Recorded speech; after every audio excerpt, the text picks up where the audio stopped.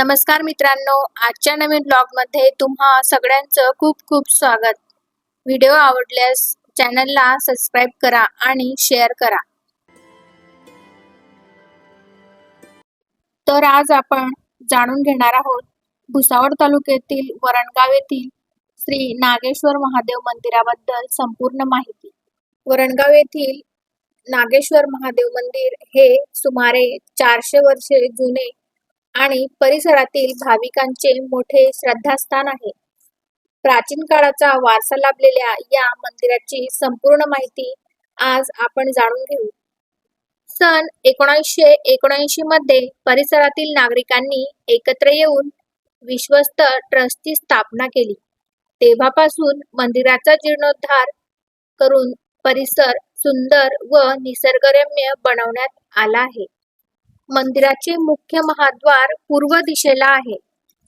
गर्भगृहाच्या समोर सुंदर शिव पार्वतीची मूर्ती विराजमान आहे. गर्भगृहाच्या जवळ दाराजवळ गणपती बाप्पा आणि हनुमानजींची मूर्ती आहे. याशिवाय मंदिर परिसरात त्रयोदश कल्केश्वर ज्योतिर्लिंग मंदिराची रचना पाहायला मिळते.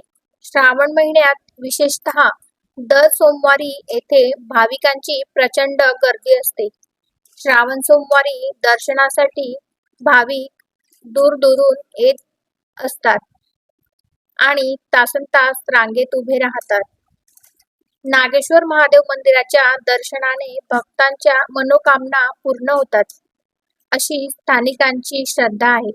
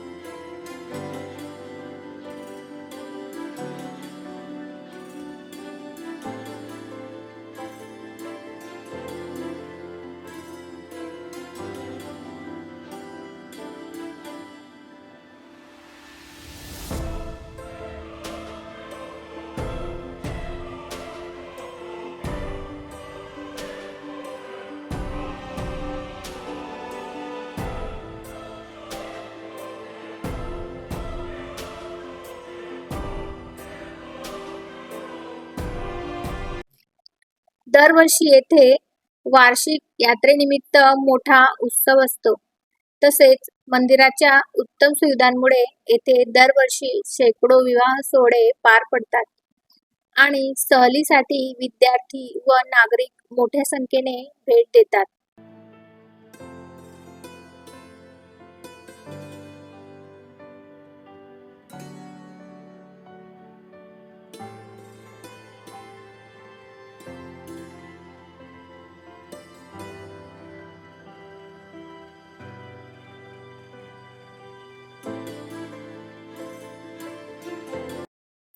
तसेच नागेश्वर मंदिराच्या बाजूलाच सप्तशृंगी मातेचे मंदिर आहे.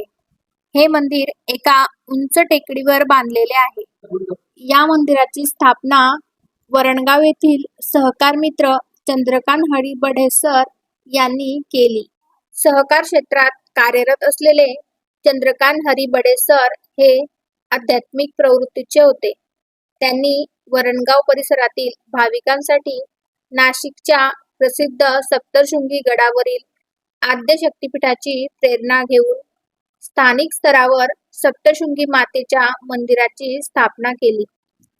जे भाविक आर्थिक किंवा इतर कारणांमुळे नाशिकमधील वणीगडावर दर्शनासाठी जाऊ शकत नाहीत, त्यांना स्थानिक पातळीवरच देवीची उपासना व दर्शन घेता यावे, या उद्देशाने बडे सरांनी वरणगाव परिसरात या मंदिराची निर्मिती केली. मंदिरातील सप्तशृंगी मातेची मूर्ती हुबेहूब मूळ गडावरील 18 हातांच्या रूपाशी साम्य राखणारी व भव्य बनवण्याचा प्रयत्न केला आहे.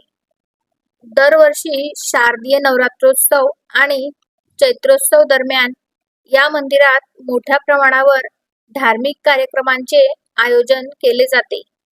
परिसरातील महिला व भाविक भक्त मोठ्या संख्येने दर्शनासाठी गर्दी करतात. या मंदिरात आई रेणुका माता, तुळजाभवानी आणि महालक्ष्मी मातेचे देखील मंदिरे आहेत. मंदिराचा सभामंडप मोठा आणि प्रशस्त आहे.